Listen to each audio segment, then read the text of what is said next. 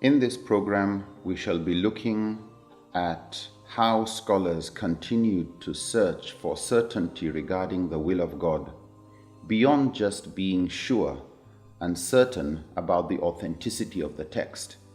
As we said earlier, regarding authenticity, they tried to make it clear what they were certain was authentic and what they had some degree of speculation over. What we'll be looking at now is how certain they were regarding the meaning. Scholars wanted to ensure that what they understood from the text was what was meant by the lawgiver, that what they understood was not just the meaning they derive, but the meaning intended either by Allah in the Quran or by the Prophet, peace be upon him, in a statement. Where they were not sure of what was meant, they tried to make that clear so that people were knowledgeable regarding whether they were submitting to the will of God or just the understanding of a scholar, whereas in reality, what exactly God meant or what exactly the Prophet meant was a bit ambiguous. They came up with an elaborate science of studying the meaning of the text. They wanted to find out how certain they were regarding their clarity of understanding the meaning and the implication of the text. And they would look at text to understand what its implications were, how clear the meaning was, the scope, and how general the text was to be applied, or whether it was for a specific area. They were concerned about the language, the grammar, the structure of the sentences, whether these were actually just encouraging or whether they were actually making something compulsory, whether certain texts were discouraging or whether they were actually prohibiting. So based on this, they would classify texts, as we've said in the past, in two major categories. At the end of all their analysis, they would say certain meanings were qat'i, were certain, and others were dhanni. There was a level of speculation or probability. And this could apply to authentic text as well as other texts. So even though there was no doubt over the authenticity of the Quran may be qat'i thubut, that is certain regarding its authenticity, but the verse concerned may be dhanni, it may be of speculative meaning, since even the Quran says there are some verses that are muhkamat and others are mutashabihat. Some are clear and unambiguous, whereas others are open to alternative interpretations. So when we look at the Quran or the Sunnah, considering and being concerned about the meaning and the implication or the dilala, some could be qat'i dilala, others could be dhanni dilala. So verses that deal with the exact ratios of inheritance, for example, are qat'i dilala. They are clear, they are unambiguous, how much exactly goes to fixed heirs, for example, and who exactly inherits.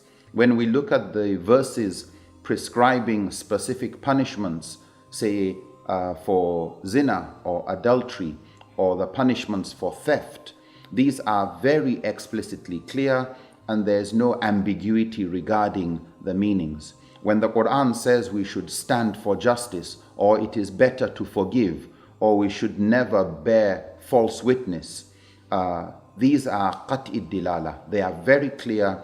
When you put all relevant evidences together, there's only one meaning that comes out of it in the end, that certain things are prohibited, certain things are obligatory, and certain things are just permissible. Certain objectives the Quran tries to achieve are also qat'i dilala. They are certain. There is no doubt that Allah wants us to do good and bring benefit and avoid harm.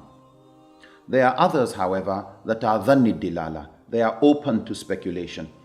And so you find differences of opinion among commentators of the Quran regarding those verses, if they come from the Quran, or regarding the meanings of certain hadith, the implications of certain hadith. These are regarded as dhanni dilala.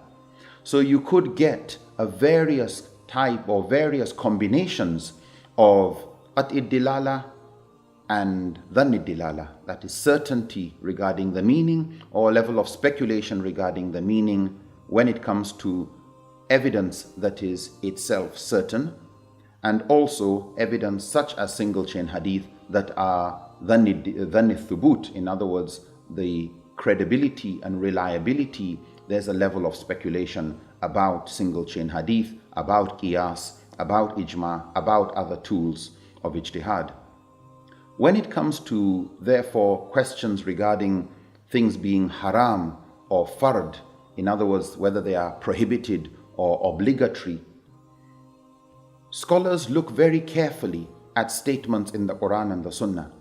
And whereas a statement in the Quran may sound as if it's making something clearly obligatory or prohibited, so in the verse regarding the writing of agreements for paying back debts, the instruction in the Quran, faktubuhu, is an instruction, write it down or put it down in writing.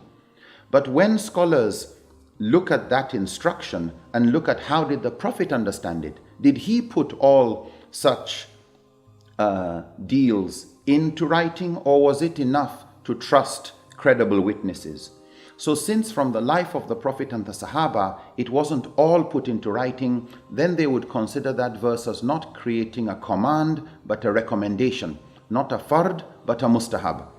In other verses of the Quran, where it says, for example, after Salatul Jummah, the Friday prayers, fantashiru fil ard, move and spread out into the world and seek Allah's bounties, go back to normal business. It's an instruction, fantashiru fil ard. But by looking at all the other indicants, other evidences from the Sunnah, from the life of the Sahaba, scholars conclude it is just permitting you and encouraging you to go back to business. It is not a prohibition of staying in the mosque after Jummah prayers. And the same would apply to a number of statements in the Quran and the Sunnah. And so while for many scholars, a statement to do something is assumed to be an obligation, a statement to prohibit is assumed to be a prohibition, other scholars would insist all other related evidence needs to be put together before one can conclude on the level of certainty concerning the meaning of an instruction, what they call an amr, a command, and the implication of a nahi, a prohibition. So just because the Quran says you shouldn't do something, or a hadith says you shouldn't do something, doesn't automatically mean it's a prohibition. Just as where it says you should do something doesn't automatically mean it's a command. It could be a command stating an obligation, it could be a recommendation, or where it says kulu washrabu, eat and drink, as an instruction, it's just letting you know it is permissible. So what is critical to understand here, that it is really the job of very qualified scholars to go into the Quran, into the Sunnah when deriving meanings, and not to just simplistically go with the literal, explicitly discernible meaning of the text.